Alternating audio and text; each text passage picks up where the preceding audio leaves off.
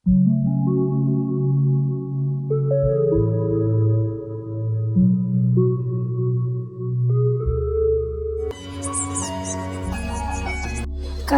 नाम के एक गांव में गबरू नाम का एक आदमी रहता था। गबरू बहुत ही खुश मिजाज किस्म का आदमी था। हर वक्त सभी के साथ हंसी मजाक करता था, रोते हुए को भी हंसा दिया करता था। गबरू बाकी लोगों की तरह ही था, मगर उसकी लंबाई बहुत कम थी। वो बौना था। कई बार लोग गबरू के कद की वजह से उसका मजाक उड़ा दिया करते थे, मगर गबरू उन लोगों की बातों पर ध्यान नहीं देता था।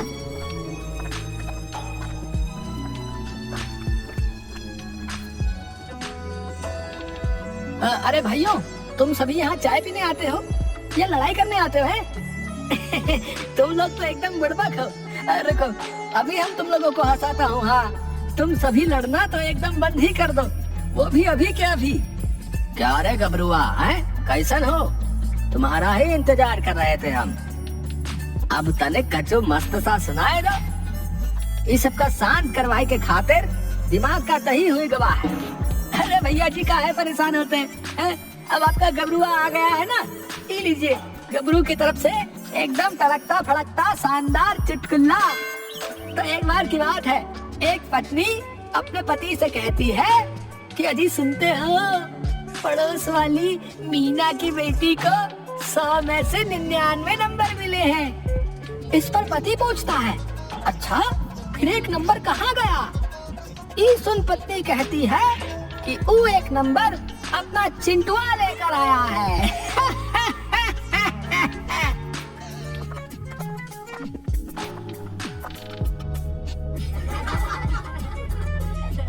गबरू के चुटकुले को सुन सभी जोर जोर से हंसने लगते हैं।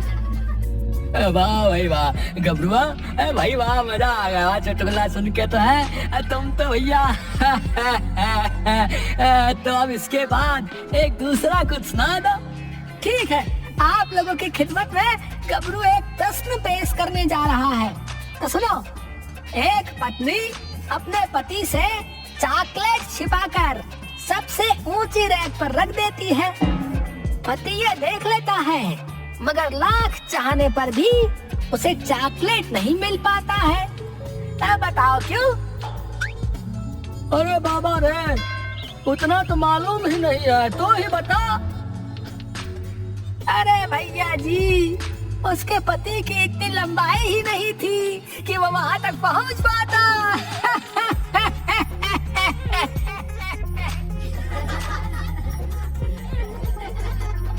ओहो, मतलब वो तेरी तरह बौना था।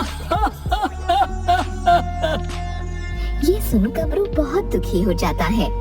सभी उसका मजाक उड़ाने लगते हैं और जोर जोर से हंसने लगते हैं। अच्छा ठीक है, अब हम चलते हैं। क्या रे गबरू, तू भी ना जैसा खुद है वैसा प्रश्न करता है।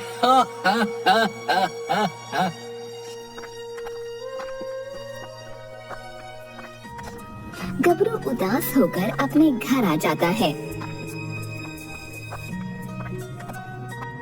मैं हमेशा गांव वालों के मजाक को मजाक ही लेता हूँ, मगर ये सभी हर वक्त मेरे कद का मजाक बना देते हैं। खैर छोड़ो, इन सब बातों पर ध्यान देने से अच्छा है मैं कोई और काम कर लेता हूँ।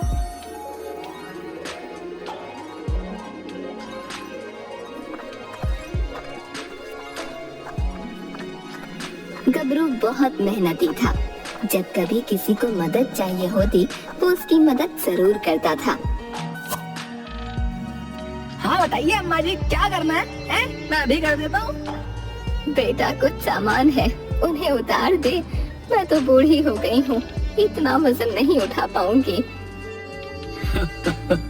अरे अम्मा जी, आप नहीं उठा पाएंगी तो आपको क्या लगता है इससे वो काम हो जाएगा? इसका कद देखिए, ये तो वहां तक पहुंच भी नहीं पाएगा, सामान क्या उतारेगा? भाई बुरा मत मानना, मैं तो बस सच कह रहा हूँ। ठीक है, अगर मैं नहीं कर पाऊंगा तो आप ही अम्मा जी की मदद कर दीजिए। हाँ हाँ, क्यों नहीं। चलिए अम्मा जी, बताइए कहाँ से सामान उतारना है।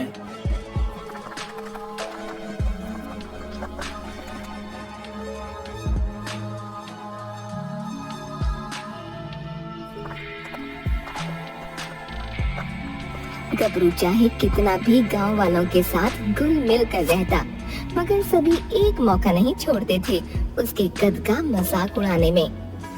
गांव वालों के ऐसे व्यवहार के कारण अब गबरू उनसे कट कट कर रहने लगा।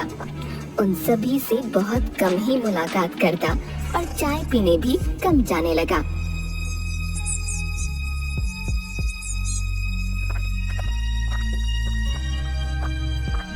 बहुत दिनों बाद एक दिन गबरू चाय पीने चाय की दुकान पर आता है।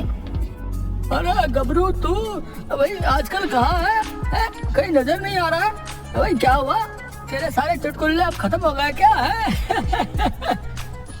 हाँ, अब नए चुटकुले सीख रहा होगा। चला सुना दे, एक बढ़िया सा चुटकुला है।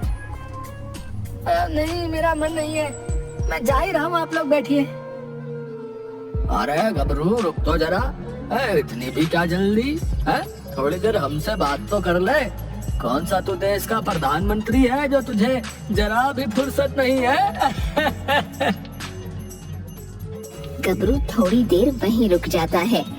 अरे भाइयों, का बताए, कल मुन्ना हमसे पूछ रहा था सबसे लंबा जानवर कौन है। उसका उत्तर क्या बताता? हमको तो इस बात का अंदाजा ही नहीं था। बोल दिया कल बताऊंगा। अब तुम ही लोग बताओ, सबसे लंबा जानवर कौन है? ना भाई ना, हमें तो ना पता। इतना पढ़ा लिखा होता तो यहाँ क्या करता है? और गबरुआ, तुझे पता है सबसे लंबा जानवर कौन है? अरे मोरी मैया, माफ करना, तुझे तो तेरी कद के हिसाब से सबसे छोटा जानवर पता होगा। ये सुनकर गबरू वापस दुखी हो जाता है। मैं जा रहा हूँ यहाँ से। और हाँ, सबसे बड़ा जानवर जिराफ होता है। इतना कहकर गबरू तुरंत वहाँ से उठता है और अपने घर आ जाता है। अब इनका बहुत ज्यादा हो रहा है। इतने दिनों बाद भी जा रहा हूँ, फिर भी मजाक उड़ाने का एक मौका नहीं छोड़ते। इन लोगों के साथ अच्छा रहकर कोई फायदा नहीं। अब मैं इनको सबक सिखा कर रहूंगा। गबरू सभी गांव वालों के घर चोरी करने की सोचता है।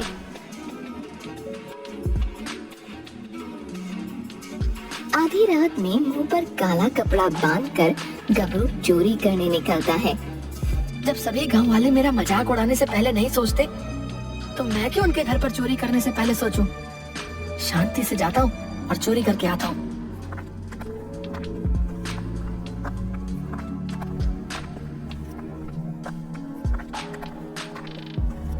गबरू चुपके से एक घर में घुस जाता है। सभी सो रहे थे। गबरू धीरे धीरे सामान चुराता है और अपने झोले में रखता है और वहां से भाग जाता है।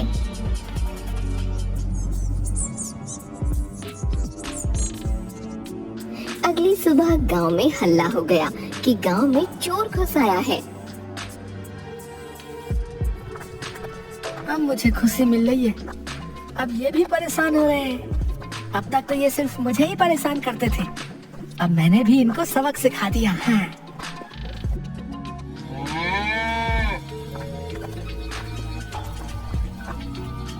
गबरू चोरी किया सारा सामान लेकर शहर आता है।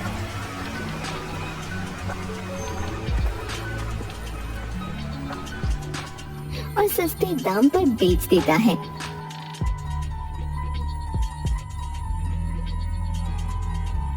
चलो, अब इन पैसों से आराम से कुछ दिन बैठकर खाऊंगा।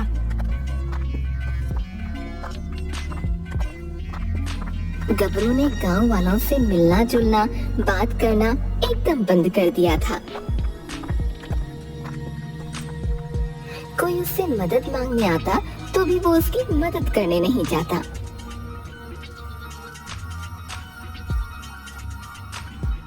अब तक गबरू ने गांव के कई घरों में चोरी कर ली थी, मगर वो पकड़ा नहीं गया था।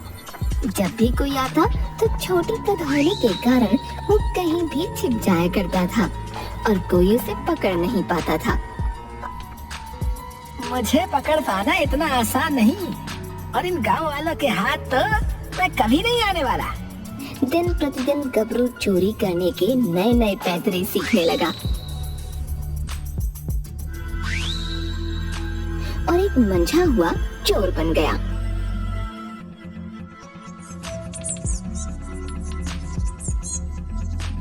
गांव वाले चोर को पकड़ने की बहुत कोशिश कर रहे थे, मगर चोर था कि पकड़ में नहीं आ रहा था।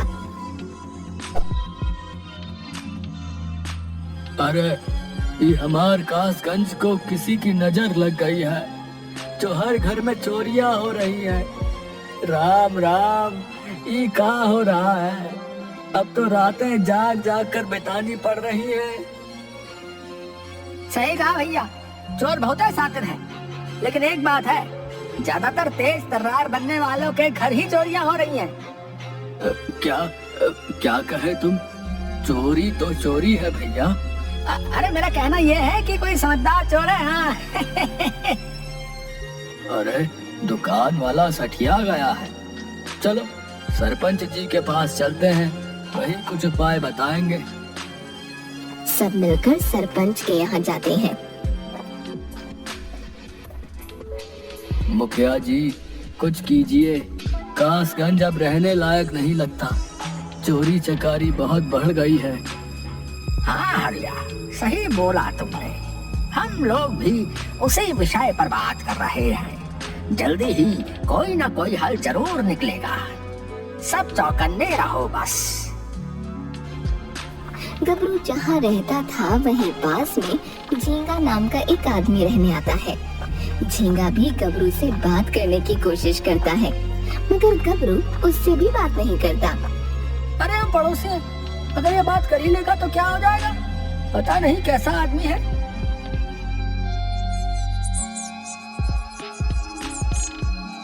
झींगा की आदत थी कि वो रात में जल्दी सो जाता था और सुबह में बहुत जल्दी उठ जाता था। सुबह उठकर वो झाड़ू लगा रहा था, तभी वो देखता है कि गबरू एक झोले में कुछ सामान लेकर बहुत हड़बड़ी में आ रहा है। झींगा गबरू के पास जा ही रहा था, तभी गबरू अपने घर के अंदर चला गया और दरवाजा बंद कर लिया। ये इतनी सुबह इतना सामान लेकर हड़बड़ी में कहाँ से आ रहा है? झींगा वापस अपने काम में लग गया। कुछ घंटों बाद सभी गांव वाले उठे और शोर होने लगा। आज भी चोरी हुई थी। ये बात झींगा को पता चली। कौन है वो जो गांव वालों के घर चोरी कर रहा? कहीं मेरे घर में चोरी ना हो जाए, संभल कर रहना होगा।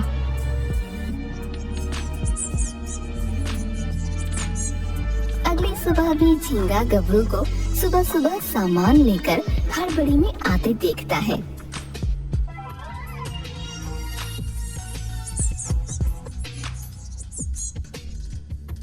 ऐसा कई दिनों तक होता है, तब जाकर झींगा को गबरू पर शक होना शुरू हुआ।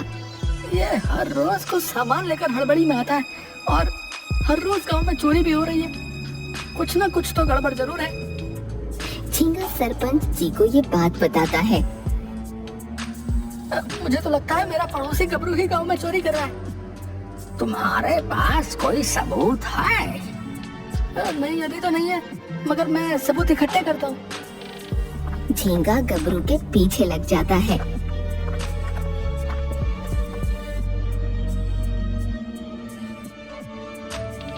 रात भर सोता नहीं और गबरू पर नजर रखता है। आधी रात में गबरू घर से बाहर आया। झींगा भी उसका पीछा करने लगा।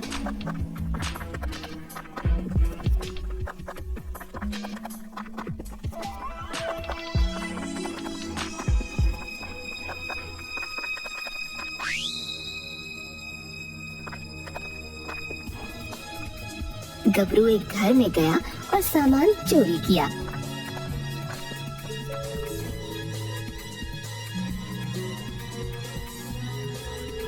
फिर दूसरे घर में गया, चोरी की और सारा सामान लेकर अपने घर की ओर आने लगा।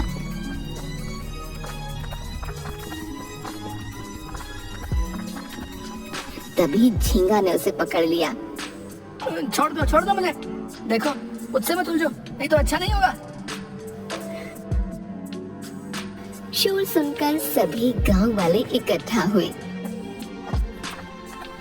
सरपंच भी आ गए। देखिए सरपंच जी, मेरा शक सही था, गबरू ही गांव में चोरी कर रहा था। झींगा गबरू के मुंह से काला कपड़ा हटाता है। गबरू को देख सभी हैरान रह जाते हैं और उसके हाथ से सारा सामान ले लेते हैं। गबरू, तुम तो बहुत अच्छे इंसान थे, मुझे तुमसे ये उम्मीद नहीं थी। हाँ सरपंच जी, आपने बिल्कुल सही कहा, मैं बहुत अच्छा इंसान था, मगर इन गांव वालों ने मुझे बहुत बुरा इंसान बनने पर मजबूर कर दिया। मैं मानता हूँ मेरा कद छोटा है, मैं बौना दिखता हूँ, मगर इसमें मेरी क्या गलती? सभी गांव वाले एक मौका नहीं छोड़ते थे मेरा मजाक उड़ाने का। मैं तो हमेशा इन्हें हंसाता था, इनकी मदद करता था, मगर ये तो हमेशा मेरे कद का मजाक उड़ाने में लगे रहते थे। मगर तुमने चोरी क्यों की? सरपंच जी, मैंने इन सभी से बदला लेने के लिए चोरी करना शुरू किया था। जितना इन लोगों ने मुझे परेशान किया था, उतना ही मैं भी इन्हें परेशान करना चाहता था। सरपंच जी, आप इसकी बातें क्या सुन रहे हैं? तुरंत इसे कड़ी से कड़ी सजा दीजिए। चुप हो जाइए आप सभी। आज आप लोगों की वजह से एक अच्छे इंसान को बुरा बनना पड़ा, और आप लोग चाहते हैं मैं इसे कड़ी से कड़ी सजा दूं। अगर इसका कद छोटा है, ये बौना है, तो इसमें इसकी क्या गलती? तुम लोगों के ताने सुन सुनकर ही गबरू जैसे जितने भी लोग हैं, वो आत्महत्या जैसा बड़ा कदम उठा लेते हैं। आज के बाद अगर किसी ने गबरू का मजाक उड़ाया, तो उसे कड़े से कड़ा दंड दिया जाएगा। और हाँ गबरू, तुम भी आज के बाद ये चोरी करना छोड़ दो, और कोई भी तुम्हारा मजाक उड़ाए तो मुझे बताना। इस तरह सभी गांव वाले गबरू का मजाक उड़ाना छोड़ देते हैं। गबरू भी चोरी करना छोड़ देता है और पहले की ही तरह रहने लगता है।